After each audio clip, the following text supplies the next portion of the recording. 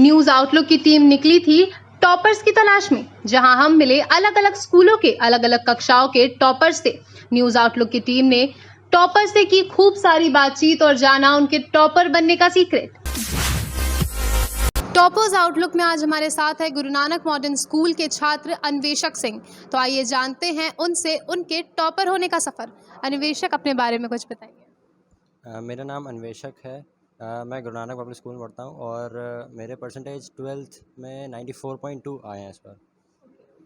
Very congratulations to you. Thank you. The very first question I ask, जो ज़्यादातर student जानना चाहेंगे कि आपका जो शेड्यूल था, जो स्टडी शेड्यूल था, वो क्या था? कैसे आपने इतने स्कोर करने के लिए जो स्टडीज़ की, उसमें आपने शेड्यूल क्या देखा? मेरे ख्याल से काफ़ी लोग शेड्यूल फॉलो कर नहीं पाते हैं, मगर शेड्यूल इम्पोर्टेंट होता ही है। और आप काफ़ी ज़्यादा टाइम स्पेंड मत करिएगा। 17 to 18 आवर्स कोई ज़्यादा पढ़ नहीं सकता है। 10 hours to 12 hours is good. और आप कंसिस्टेंसी मेंटेन रखिएगा। That's all there is to it. Okay, so as you said कि आप 8 से 10 घंटे पढ़ाई करते थे इन अ डे, राइट? सो 8 से 10 घंटे पढ़ाई करने के बाद एक जो फ्रस्ट्रेशन लेवल हो जाता है या जो एक टाइम होता है वो ख़त्म हो जाता है। सो खुद को रिफ्रेशमेंट करने के लिए या खुद को रिलैक्स करने के लिए आप क्या करते थे? व्हाट काइंड ऑफ गेम्स और सम म्यूजिक थेरेपीज और एनीथिंग एल्स? खुद को रिलैक्स करने के लिए मेरा जो गो टू ऑप्शन रहता था वो मैं ड्राइंग कर लेता था। मैं ज़्यादा टाइम फ़ोन पे स्पेंड या फिर कंप्यूटर्स पे स्पेंड नहीं करना चाहता था, क्योंकि it's highly addictive. So I use to remain as far as possible from digital media. Okay, so आप इस बात से एग्री करते हैं that social media is kind of distraction for the students, right? Not kind of distraction, it's a very big distraction I would say. It's a very big distraction. Okay, आपके subjects कौन-कौन से थे? मेरे subjects थे, English तो खैर था ही, physics chemistry maths science तो किया। और उसके बाद आईपी था, जिसे हम लोग इंफॉर्मेशन प्रैक्टिसेस बोलते हैं, और जो लास्टली पीएड था। So I would like to ask कि जब जो पढ़ाई होती है, आपने पढ़ाई कर ली, पढ़ाई आपको करनी है, बट स्टिल आपको किसी ना किसी का सपोर्ट चाहिए होता है। फर्स्ट ऑफ ऑल, ये आपकी सेल्फ स्टडीज़ थी, आपने स्कूल से इतनी अच्छे स्कोर किए या इसके अलावा कोचिंग्स भी की थी?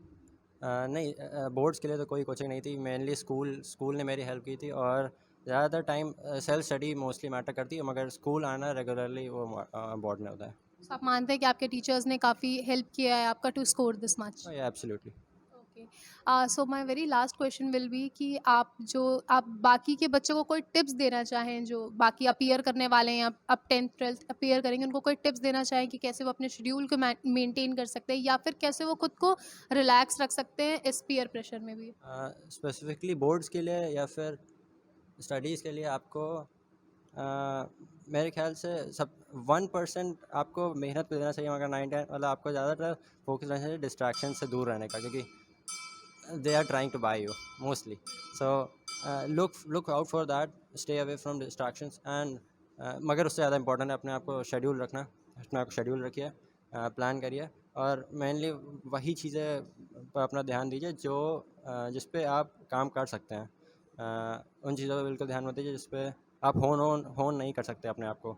सो if you are not good at something, do not do that. If you can be good at something, keep practicing that every day. Okay, thank you very much. अब हमारे साथ मौजूद हैं गुरु नानक मॉडर्न स्कूल के 10वीं क्लास के कुछ बच्चे।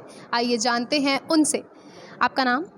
मेरा नाम वैष्णवी पांडे है और मैंने क्लास 10th में 98.2% लिए। मेरा नाम रिद्धि जैन है और मेरी क्लास 10th में 96.6% आए हैं। आपका नाम? मेरा नाम वैभवी यादव है और मेरी क्लास 10th में 95.6% आए। Okay, so first of all, a very big congratulations to all of you. So my first question is कि जब रिज़ल्ट आ रहा था तो नर्वसनेस होती है हर स्टूडेंट्स को, तो कैसी थी आप लोग की फीलिंग? नर्वस थे, कॉन्फिडेंट थे कि इतने मार्क्स स्कोर कर लेंगे? कॉन्फिडेंट तो बहुत कम थे क्योंकि नर्वसनेस बहुत ज़्यादा थी, ओवरलैप कर गई थी and too much nervous I was. What about you? Ma'am actually ऐसा हो रहा था कि रिज़ल्ट बहुत लेट हो गया था, तो उस वक्त हम लोग नर्वसली ज़्यादा परेशान थे कि जल्दी अब रिज़ल्ट आ जाए, क्योंकि वेट ही नहीं हो रहा था कि रिज़ल्ट आए। बहुत ज़्यादा नर्वसनेस थी और रिज़ल्ट आ रहा था फिर कि नहीं आ रहा है, तो इससे बहुत परेशानी हो रही थी और बहुत ज़्यादा डर लग रहा था। इतना अच्छे स्कोर लाने के लिए ऑब्वियसली एक शेड्यूल की ज़रूरत होती है, एक स्टडी पैटर्न की ज़रूरत होती है, तो आपका स्टडी पैटर्न क्या था? मैं सुबह उठ जाती थी, आई थिंक 5 to 6 AM पे मैं उठ जाती थी। देन मैं कोचिंग जाती थी, वहाँ पे पढ़ती थी। फिर इसके बाद थोड़ी देर का ब्रेक लेकर फिर मैं अपने शेड्यूल घर पर चालू करती थी। सब्जेक्ट बाय सब्जेक्ट पढ़ती थी, जैसे कि मेरे सर ने मुझे सजेस्ट करा था। तो मैं स्टार्ट करती थी इंग्लिश से, then Hindi, then I would change the subject after 1 hour break और what. Then I would eat my lunch, then continuously I will study. Okay. So जैसे 10th में जो सब्जेक्ट्स हैं सारे एक दूसरे से काफ़ी डिफरेंट है, तो उसमें से कुछ सब्जेक्ट्स आपके ईजी रहे होंगे, कुछ टफ थे, तो आपका जो टफेस्ट सब्जेक्ट था वो कौन सा था? मुझे हमेशा से एसएसटी बहुत ही टफ़ लगती थी, और स्पेशली जो इसमें ज्योग्राफी और हिस्ट्री का पार्ट होता है, क्योंकि वो होता है, वो बेसिकली लर्न करने वाला होता है। उसको आपको लर्न करना है, आप समझ सकते ही नहीं हो, क्योंकि उसमें लर्निंग का पोर्शन ही ज़्यादा है, तो वो लर्न करने में बहुत डिफ़िकल्टी होती है। आपको क्या लगता है, आपने सेल्फ स्टडीज से इतने अच्छे मार्क्स स्कोर किए हैं, टीचर्स थे, कोचिंग्स थे, क्या था, मतलब किस आपको कैसे लगता है आपने सबसे ज़्यादा मार्क्स किसके उससे स्कोर किए हैं? टीचर्स का इसमें बहुत बड़ा हाथ था, क्योंकि स्कूल के टीचर्स बहुत अच्छे से गाइड कर रहे थे कि किस तरह से पढ़ना है, कौन सी टेक्निक से पढ़ना है, और बाकी सेल्फ स्टडी और पेरेंट्स की वजह से। एम्बिशन क्या है आपका, इसके बाद क्या करना है आपको? मैं IAS बनना चाहती हूँ, सिविल सर्विसेज के लिए ऑप्ट करूँ। That's really great. I want to become doctor. Medical में डॉक्टर। आगे आप तीनों, आगे जो बच्चे 10th अपीयर करने वाले हैं उनको कुछ टिप्स देना चाहेंगे, स्टडी कैसे करते हैं? या एक और क्वेश्चन है कि जब बोर्ड्स एग्ज़ाम होते हैं तो एक बहुत बड़ा पीयर प्रेशर होता है सभी स्टूडेंट के ऊपर कि एग्ज़ाम है, we have to score our best. तो ऐसे टाइम पे कभी ऐसा हुआ है कि कोई पीयर प्रेशर बहुत ज़्यादा पड़ गया, तो उस टाइम पे रिलैक्स करने के लिए खुद को क्या करते थे? मैं तो म्यूज़िक सुनती थी। एक्चुअली मेरे यहाँ था कि मेरे पेरेंट्स ने कभी प्रेशर दिया ही नहीं। Even like my father was like, अगर तुम्हारे 70% भी आ रहे और अगर तुम्हें कॉन्सेप्ट क्लियर है देन आई एम सेटिस्फाइड। तो कभी प्रेशर तो मैंने इतना बियर करा ही नहीं, मतलब कभी फैमिली प्रेशर नहीं था। अगर कॉन्फिडेंट है और अगर पढ़ाई अच्छे से की है तो प्रेशर होगा ही नहीं। और अगर है प्रेशर तो वो दूर करने के लिए म्यूज़िक सुन सकते हैं, आप पढ़ें ना और कुछ कर लें, गेम्स खेल लें। Any other tip for students? Social media से बिल्कुल डिस्ट्रैक्ट नहीं होना है, अपने पास फ़ोन तो बिल्कुल नहीं रखना है, and consistency is important. Thank you very much, thank you. हमारे साथ हैं गुरु नानक मॉडर्न स्कूल के प्रिंसिपल और सिटी कोऑर्डिनेटर CBSE कानपुर और उन्नाव जोन। सर, आपका नाम? Balwinder Singh is my name, and I am city coordinator for Kanpur and Unnao region. Apart from that, I am Kanpur Sahodaya president and advisor to KPSA and CBSE trainer also. Sir, आप as a principal first of all आप अपने school का जो result आया उसको लेके कितना satisfied है? Are you happy with the results? Yeah, it is a wonderful result. All the students, they have scored more than 80% marks. और सारे के सारे बच्चे पास हुए हैं, उन्होंने बहुत मेहनत की. So I congratulate all the parents and students and teachers also. And special thing is that one of the students of class 10 she scored 98.6% marks, and she is the topper of Guru Nanak Modern School.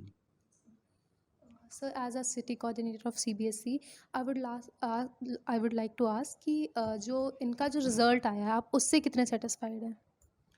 हमारे zone का result बहुत अच्छा रहा. 94% पास percentage रही पूरे zone की, जो कि बहुत अच्छी समझी जाती है नेशनल लेवल पे. और जितने भी स्कूल्स के स्टूडेंट्स ने इसमें एग्ज़ाम दिया, सब ने बहुत अच्छी मेहनत से, लगन से एग्ज़ाम दिया था और सबके अच्छे रिज़ल्ट आए हैं, इसलिए सबको बधाई देता हूँ. तो मुझे लगता है कि कानपुर शहर का रिज़ल्ट जो है बहुत ही सेटिस्फैक्ट्री रहा. और कानपुर के 3 बच्चे 10th में हैं जो कि मेरिट लिस्ट में आए हैं, 10th की मेरिट लिस्ट में आए हैं. और कानपुर का एक विद्यार्थी है जो 12th क्लास की मेरिट लिस्ट में आया है. सर, कोविड के बाद, पेंडेमिक के बाद जो चेंजेस आए हैं एग्ज़ाम पैटर्न में, टर्म 1 टर्म 2, तो आपको क्या लगता है जो पहले पैटर्न चल रहा था 1 एग्ज़ाम पैटर्न, वो ज़्यादा बेनिफिशियल था स्टूडेंट्स के लिए, या जो ये टर्म 2 और टर्म 1 वाला आया है वो ज़्यादा इजी पैटर्न है? मतलब आपके स्कूल से जो स्टूडेंट्स हैं उनकी तरफ से आपको क्या फीडबैक मिला है? कोविड के कारण काफ़ी डेविएशन आया था बच्चों में, क्योंकि रीडिंग राइटिंग स्किल्स में काफ़ी गिरावट थी बच्चों की, और घर में रहकर ऑनलाइन पढ़ रहे थे, तो जो स्कूल से कनेक्ट उनका एक टूट गया था. तो ये एक चैलेंज था बच्चों के आगे. इसलिए CBSE ने टर्म 1 और टर्म 2 2 भागों में इसको एग्ज़ाम को करवाया. तो टर्म 1 को भी वेटेज दिया गया और टर्म 2 को ज़्यादा वेटेज दिया गया. तो ओवरऑल क्योंकि टर्म 1 के बाद टर्म 2 जो एग्ज़ाम हुआ तो बच्चों ने काफ़ी मेहनत कर ली थी, स्कूल्स ने भी काफ़ी तैयारी करवा दी थी और सीबीएसई ने इसके लिए बहुत सारे प्रैक्टिस क्वेश्चन पेपर्स भी दे दिए थे और साइट पे बहुत सारी ऐसी सुविधाएं थी जिससे कि बच्चे प्रैक्टिस कर पाते। तो इन सारी चीज़ों के कारण, सारी जो भी फैसिलिटीज़ सीबीएसई ने दी और स्कूल्स ने दी, उसके कारण बच्चे अच्छा कर पाए। सो सर, ये जो टर्म 1 टर्म 2 वाली व्यवस्था है, ये आगे भी चलेगी या इसको बंद करने के बारे में कोई विचार किया जा रहा है अभी? अभी तो नेशनल एजुकेशन पॉलिसी क्योंकि लागू हो चुकी है, तो नेशनल एजुकेशन पॉलिसी के तहत अभी फॉर्मेटिव और समेटिव में ही एग्ज़ाम्स होंगे आगे। तो अभी आगे क्या पॉलिसी रहेगी जल्दी ही सीबीएसई अनाउंस कर देगा और मुझे लग रहा है कि आने वाले, क्योंकि नेक्स्ट ईयर में या उससे अगले साल में 5+3+3+4 का जो नया हमारा सिस्टम है, एकेडमिक सिस्टम है, वो लागू हो जाएगा, जिसमें कि ग्रेड 3, ग्रेड 5, ग्रेड 8 पे स्कूल लेवल और स्टेट लेवल की असेसमेंट होगी और ग्रेड 10 का जो है वो बोर्ड एग्ज़ाम होगा और ग्रेड 12 का भी बोर्ड एग्ज़ाम होगा और इसमें भी फॉर्मेटिव और समेटिव की सुविधा रहेगी। कुछ ऐसा सिस्टम आने वाला है। सर, द लास्ट मैसेज जो आप बाकी बच्चों को देना चाहते हैं, सीबीएसई में जितने बच्चे पास हुए हैं, उन्हें अगर आप अपनी तरफ से कोई मैसेज देना चाहें तो? सब पेरेंट्स को सबसे पहले बधाई, टीचर्स को बधाई और बच्चों को भी बधाई जिन्होंने मेहनत की।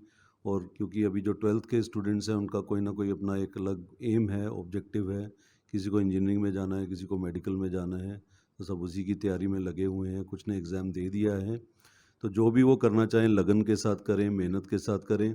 और 10th के स्टूडेंट्स की ऑलरेडी जो क्लास 11 की पढ़ाई है वो शुरू हो चुकी है, तो उनका लक्ष्य क्लास 12 का बोर्ड एग्ज़ाम होना चाहिए, तो वो भी अपना पूरा मेहनत लगन से पढ़ाई करें और पेरेंट्स और टीचर्स उनकी सपोर्ट करें, यही कहना चाहूँगा। Thank you. Okay, lastly sir, कोई मंत्र जो बच्चों के लिए जो मंत्र होता है, to be focused on studies, अगर कोई मंत्र हो? सक्सेसफुल होने के लिए सबसे पहले मेहनती होना ज़रूरी है, अपने टीचर का रिगार्ड, रिस्पेक्ट करना ज़रूरी है और क्लासरूम में अच्छा सुनना ज़रूरी है। अगर आप अच्छे लिसनर हैं तो आप अच्छे राइटर बन पाएंगे, यही कहना चाहूँगा। Thank you very much sir. अंक बच्चों का भविष्य कभी भी तय नहीं करता, इसलिए अंकों के आधार पर कतई निराश ना हो। लगातार संघर्ष करते रहें, सफलता एक दिन आपके कदम जरूर चूमेगी। न्यूज़ आउटलुक की पूरी टीम की तरफ से बोर्ड एग्जाम से पास होने वाले प्रत्येक विद्यार्थी को बहुत बहुत शुभकामनाएं और बधाइयां।